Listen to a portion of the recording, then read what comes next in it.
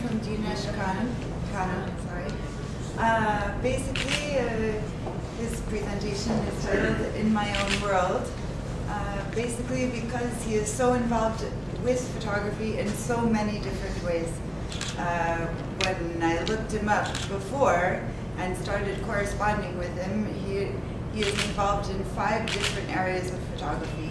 He works as a commercial photographer. He has his own site with his personal projects. He's a professor of photography. He also is part of the Nazar Foundation, and he's co-founder of the Delhi Photo Festival. So he's not only shooting, he's sharing, he's teaching, so many different aspects. And I think what he wants to talk about is how photography has been pretty much his life, and all of the different aspects he works on it with and through. And I'm already tired with that description, and I probably need to sit down and say, oh God, why do I do all this? Why do I do all this? I do all this for one simple reason: I just love photography. For me, it's been my life.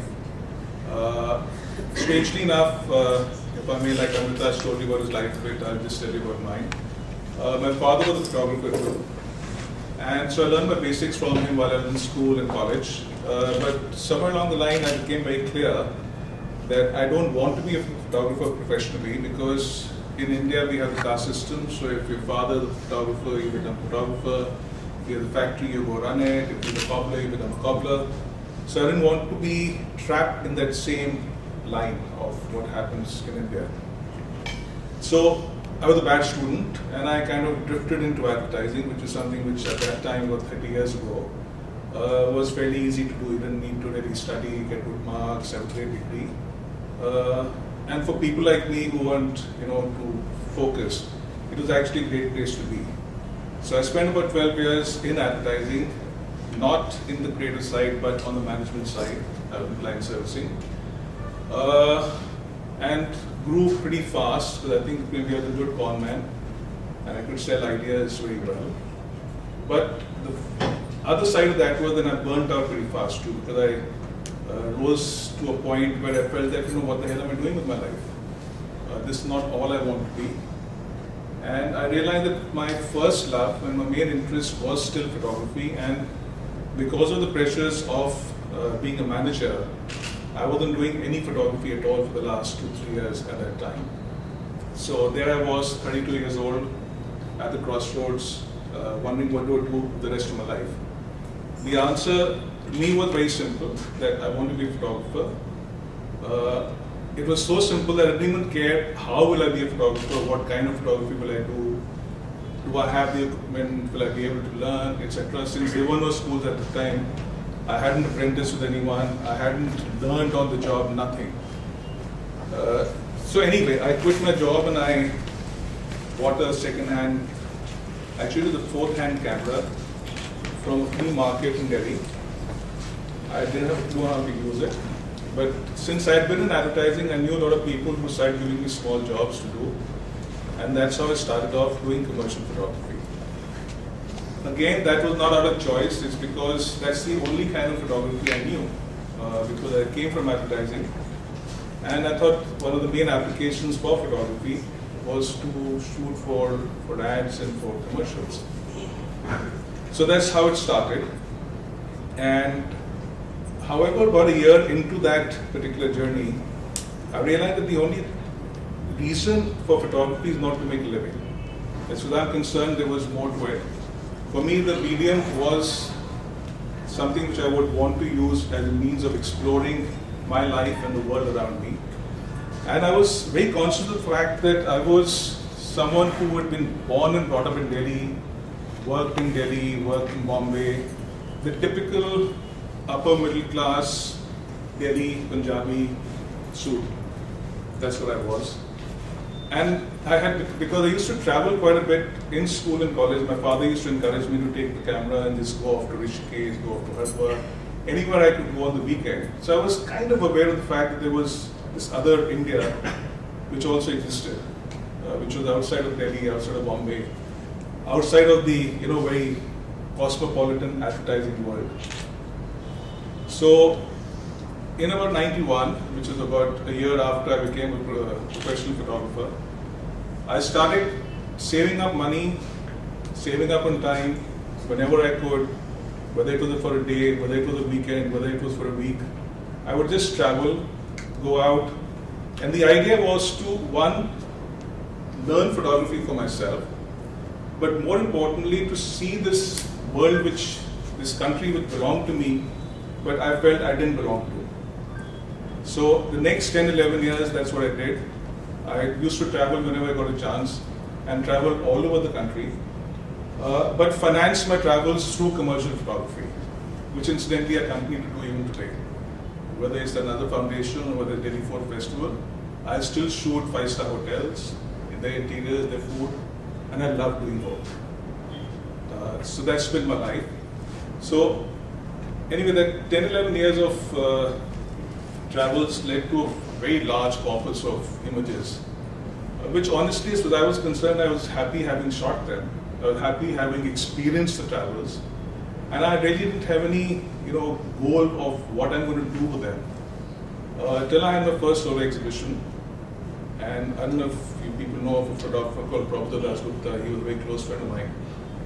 He insisted that I should have a solo exhibition, and he even actually spoke to the NCPA in Bombay, which is a very good gallery, and one of the few in India which is meant exclusively for photography. So they hosted my first show. Then that show came to Delhi, and it so happened that the managing editor of Penguin Books at that time, David Davdehar, he also came and saw the exhibition. And about a week later, I get a call from his office saying that he would like to meet me. So I said, wow. So I went and met him. So his first question was that, would you be interested in doing a photo book with us? So I said, are you mad? I mean, what a question to ask a photographer. You would kill to do a photo book. You don't ask someone that. So anyway, in our conversation, I did tell him that, look, I've been traveling for the last 10 and 11 years, and I've built up a large body of work. So rather than trying to see what I can do in the future for a book, let me go back and look at what I have and see if there are any strong streams there which can contribute to a book. And so I spent the next few months just editing my work, looking at it from the point of view of, is there anything, any theme, any thread which was cohesive, which could constitute a body of work. And what I realized was that there were actually two very strong constituents there. I was dealing with the traditional markets of India, which are the bazaars, and I was also reacting to how Indians live with their faith. Both these things probably come from the kind of person I am. And I think that one of the points I would make to the students here is always be sensitive to what is it that pulls your heartstrings, what is it that tugs you. Don't look at my life, don't look at Amrita's life, don't look at Pablo's life to see, is that what we need to do? No, you need to find out for yourself what is it that you need to do, what is it that you need to react to. Make your heroes, but don't be like your heroes. So anyway, there were these two strong themes. So from there were born these two books, one called Bazaar and the other called Living Faith. I did realize that I had about 70-80% of the material for both the books at that time already, without thinking of them as a project. So to my mind, they were in a way more pure photography rather than theme-led. But then I went out, spent another year shooting specifically to fill up what I thought were the gaps. So I'm just going to show you a few pictures from those books first.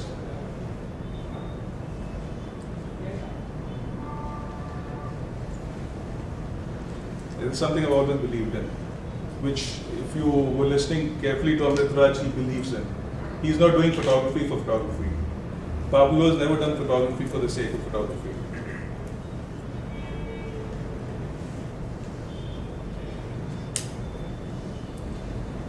This is the cover picture of my book, Living Faith. And if I may just explain this for a second, for me, faith is something which is very personal. It's something which is very individual. It's my or yours or hers link with something larger than yourself. And that's all there is. When faith gets organized, then it becomes religion. And the people who organize that are the ones who benefit from it. So in my head, there's a very clear distinction of faith of the individual, which I can understand and empathize with, but I can't empathize with religion, because I think that's one of the biggest marketing scams ever made in mankind. So for me, there's a clear distinction there. Yet, I'm not in any position, and I don't want to be, to judge that person who follows certain rituals in their faith. For instance, for a believer, the stone is Ganesh. For a non-believer, this is the stone. So to me, it embodied that thing of faith.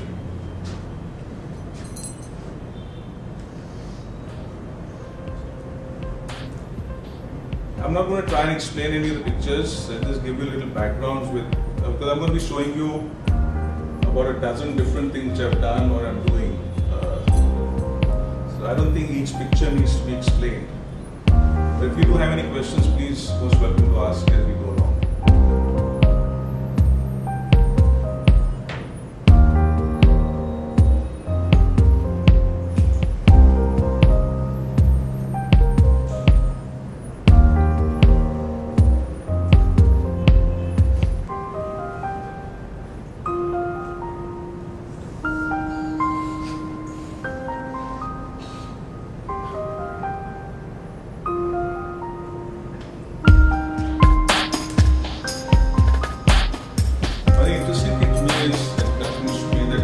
India is a country which lives out there, whether it's its faith, whether it's its religion, whether it's commerce, it's all there. And the streets of India are actually like a theatre. There's constantly something happening in them, and that's where I think I found faith and commerce almost interlinked.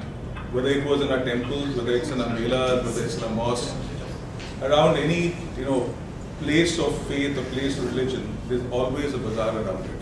It's totally enmeshed. So I look for these little quirky things like small temple and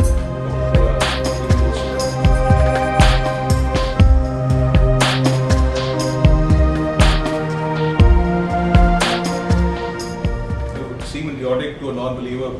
How does Nimbu and chili keep the evil eye away from your door? But ask a believer and they believe it. And who am I to question that? I can only observe it.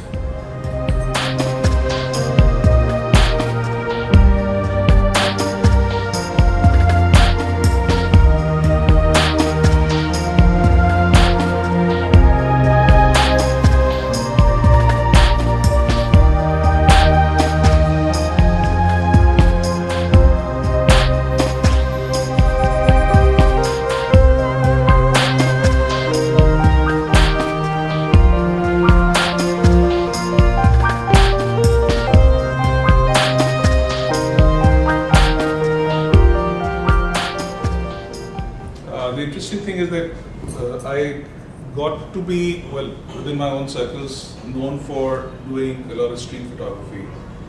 And there are occasions when street photography is used in advertising campaigns. Not very often, but fortunately, once a year, twice a year, you get those kind of situations. Now, of course, for advertising, when you do something to do with the street, you need to stage it. You can't expect to go out and find what those 10 pictures your client needs or your agency needs in a matter of a few days. So one looked at one's own experiences over the years of traveling around, seeing how India lives its life, how people interact with the environment, how things happen in bazaars. So it's all those which, in a way, got put into the two cameras I'm going to show you now. And that's why I call this stage street. It is street photography, but we stage it.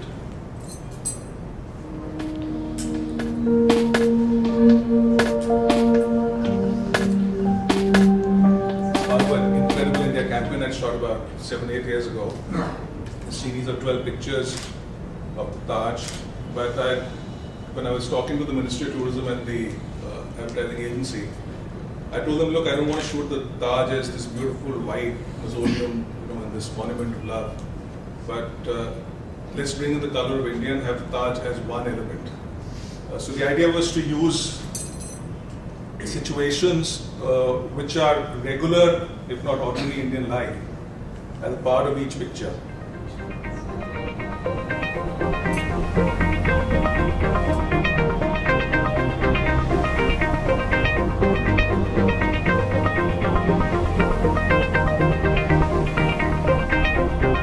This is another campaign shot a few years ago for the Times of India. This was the first time they were going to go all color with all the pages of the newspaper. So the idea was to show that like India is full of color, the Times of India is going to be full of color too.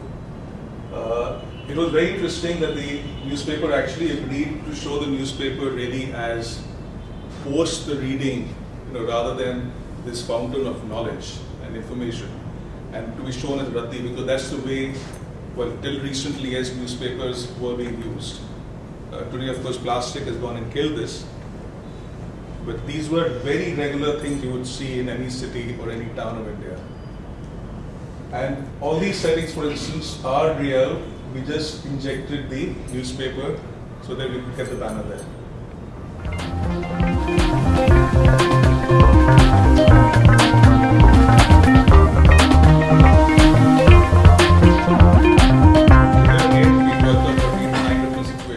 Very ordinary, everyday kind of things in India, and that's the natural way which newspapers were used as Raddi.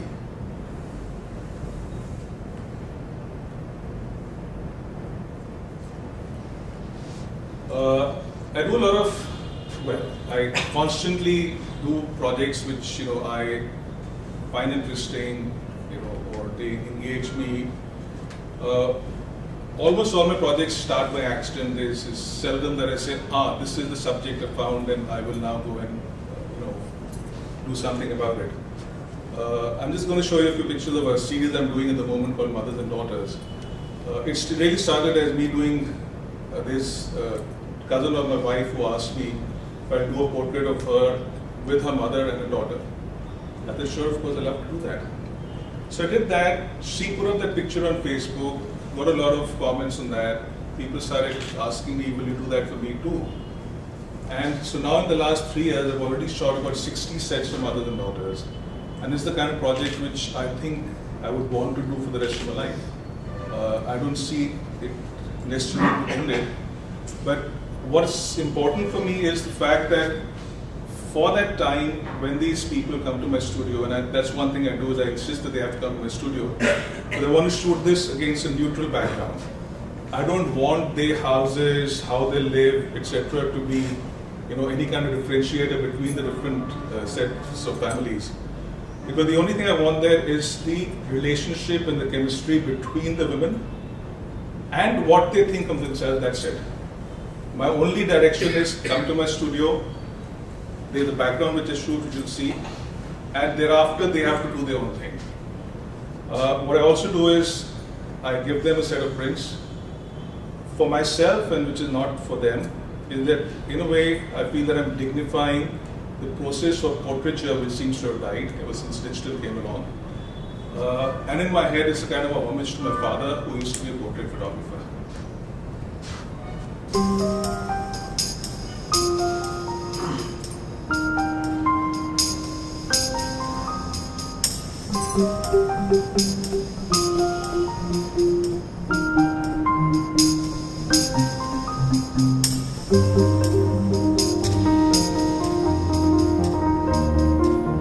Each of these women are extremely interesting stories of themselves, and I am working with a friend of mine who's a journalist who's set up a series of questions which we are going to be sending to all of them, and through that probably build up a kind of a snapshot of the way women in a certain section of society in India presently are.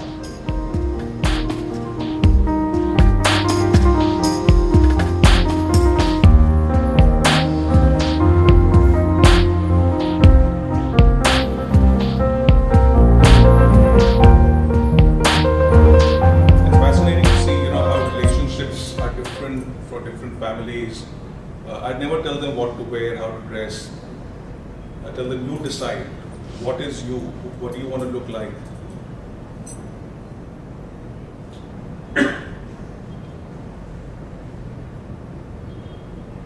So So do you direct them to pose or let them? Well, I certainly tell them where to sit because I do. It's a studio. It's lit, with artificial light and all that. There's a certain background which is 8 feet wide, so it can't be anything there. And there are 2 stools on which I tell them to sit. But thereafter, it's up to them, who sits where, how they look.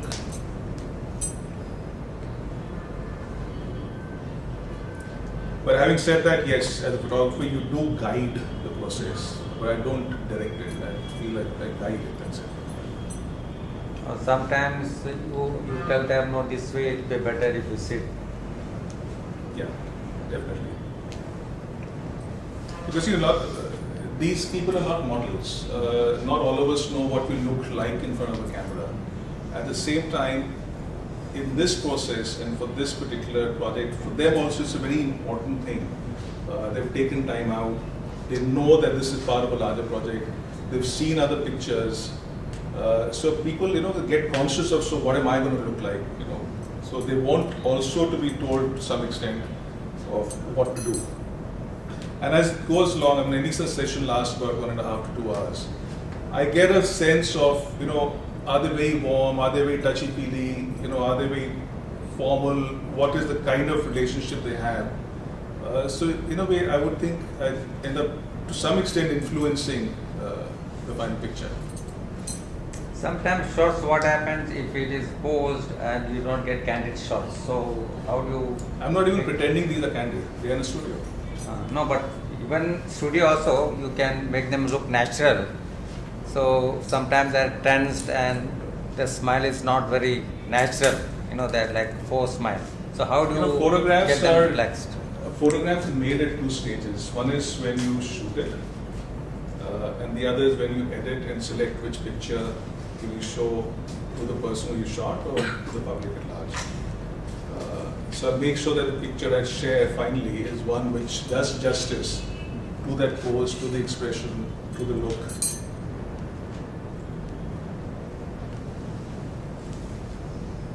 That incidentally is my mother, my elder sister, and her daughter.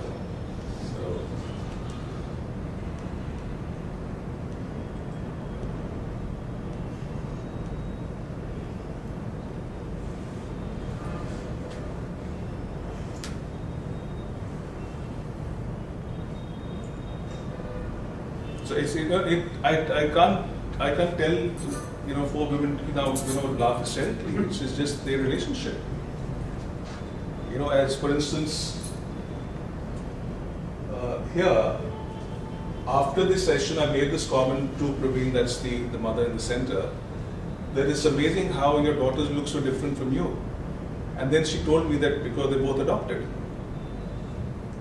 I didn't know that, and I know Praveen. I've known her for a couple of years. We go to the same yoga session, so it's not like I know her very well, but I know that she has daughters, but I didn't know that they were adopted.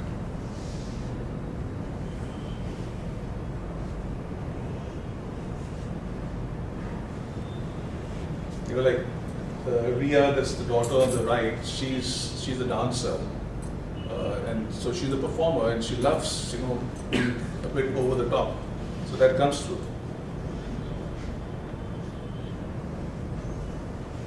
So I constantly, wherever I go, shoot these pictures and it becomes a part of one collection, which I call earning dignity. It's people who earn their living with dignity and are worthy of dignity.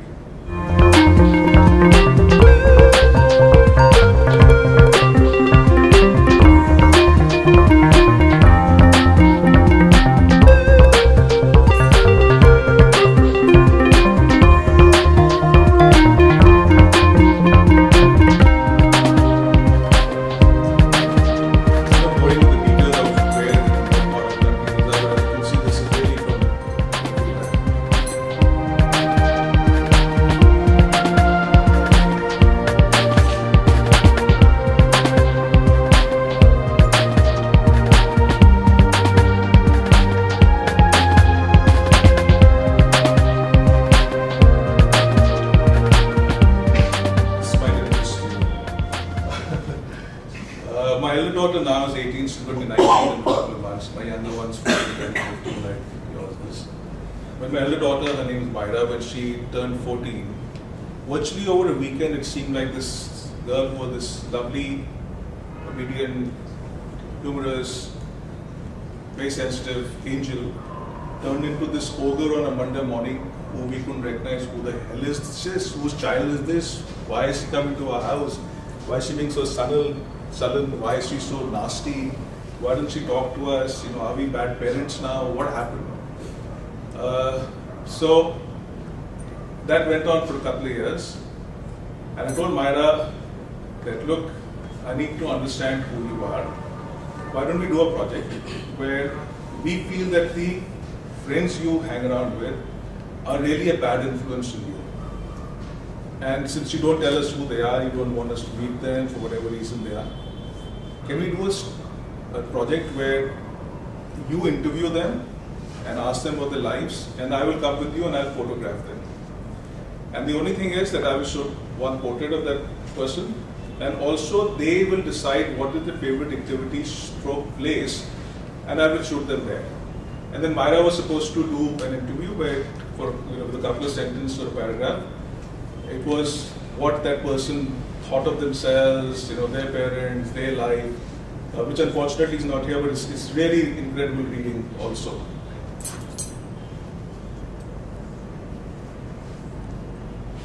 So in that process, I realized that Myra is actually a normal person. She just had hormonal problems. It's something which takes a while to get used to, that you've grown up and you're different, you want to be treated differently. And all these other friends of hers who we thought were some strange animals were also the kind of people who had their own interests and who were living their own lives and probably living their own insecurities of being 14, 15 and 16 years old.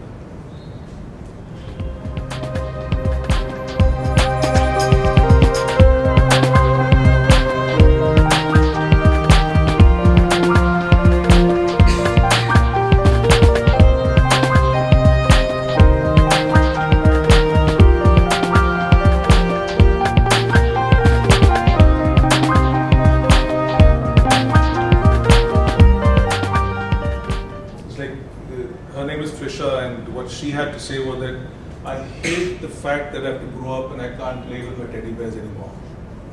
And she was 16 years old at that time. And that made me understand that that look, for them also is as much of a struggle trying to understand what the hell is going on with me, what the hell is going on with my life. And if I can't understand that as a grown up, then how the hell can I expect them to understand it?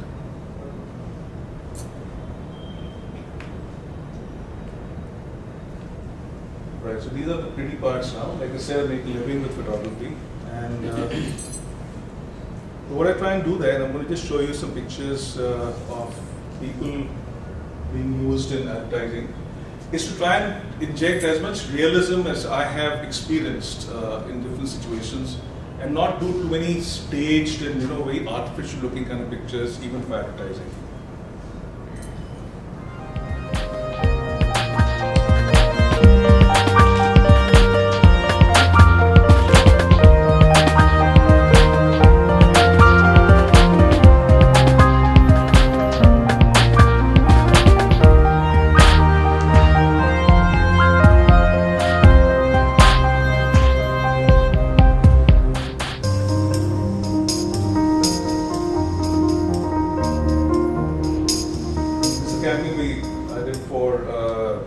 Cellular phone service where the idea was to go out and actually just catch people on the street and shoot the portraits, because this was a newcomer and latecomer called Uninor, and they were coming to the market at a time when Airtel and Vodafone and all were using Sachin Tendulkar and Amitabh Bachchan. They didn't have that kind of money, so they were quite bold about, okay, let's take another route and look at youngsters who look like the kind of people who've come in from a small town to a large city to follow the dream.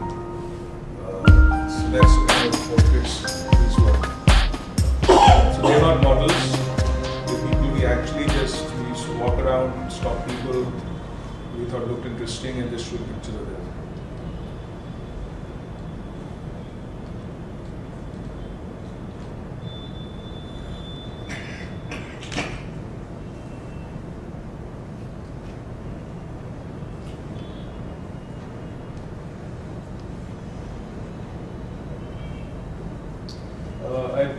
do a fair amount of editorial work too. A lot of it is portraiture.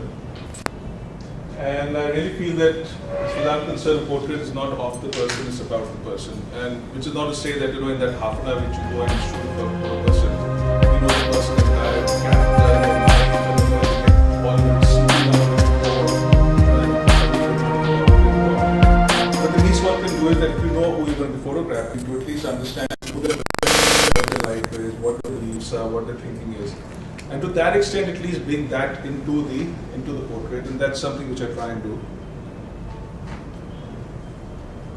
It's like Arundhati Roy, who is a very well-known writer and also is much maligned and much admired political commentator. So this is my impression of how she would feel. She's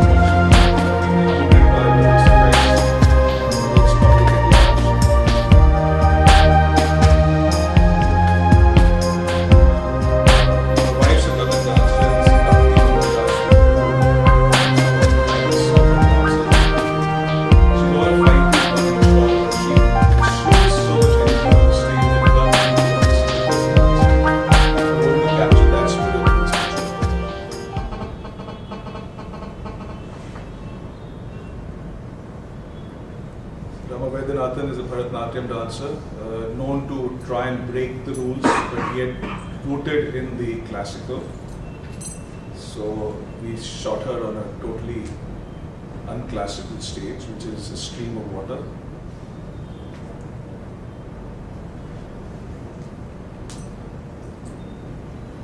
Ravi Shankar ji, even when he would talk, it was almost like he was hearing music in his mind all the time.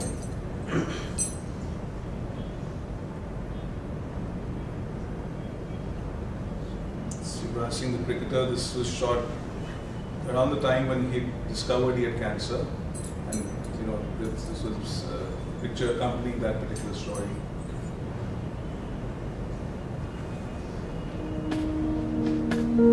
Sri Rama is a very well known Hindi writer, editor. He's passed away a couple of months ago. He's also my father-in-law.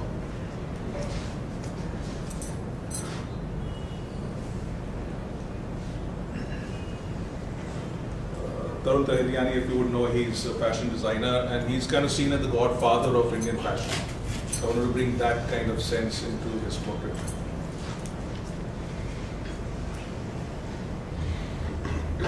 Sir Ghazi is one of the largest collectors of photography in Kolkata. And And art. And one of the finest gentlemen you can ever meet. Just shows his life. Just such a beautiful man.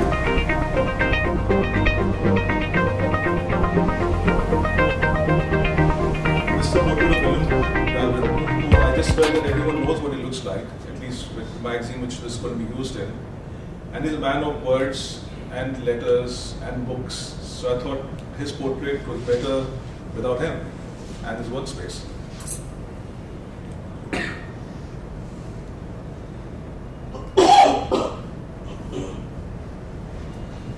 And that is the truth. I don't go to luxury hotels and pay for anything, but I definitely go and shoot there and I get paid for it. So I'll just share a few of those pictures. This is now a large part of my business part of my photography.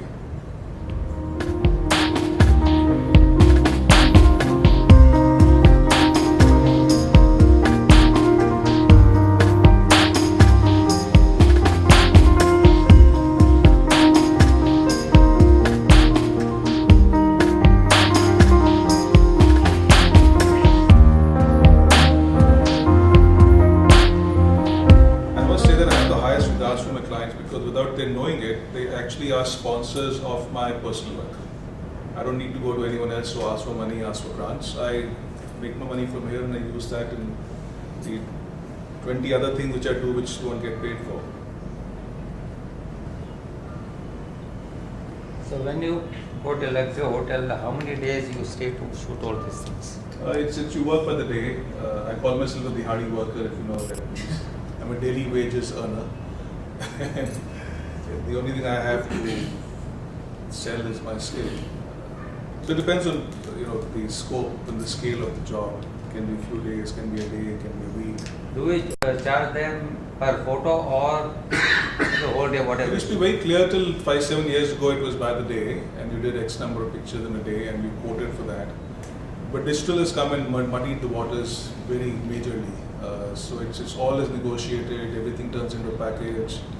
You always have the paranoia, will someone else undercut you? So that's all happening in the industry. And it's happening not just in this commercial world, it's happening in journalism, it's happening everywhere.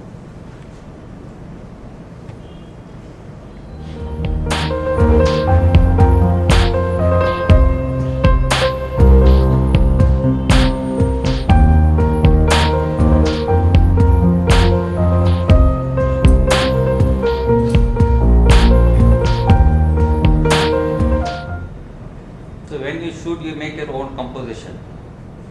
I work with change- chefs, I work with food stylists, and yes, I would hope that a lot of it has to do with my aesthetics. Because since as a photographer, you are the one who finally says, yeah, now it's ready to go.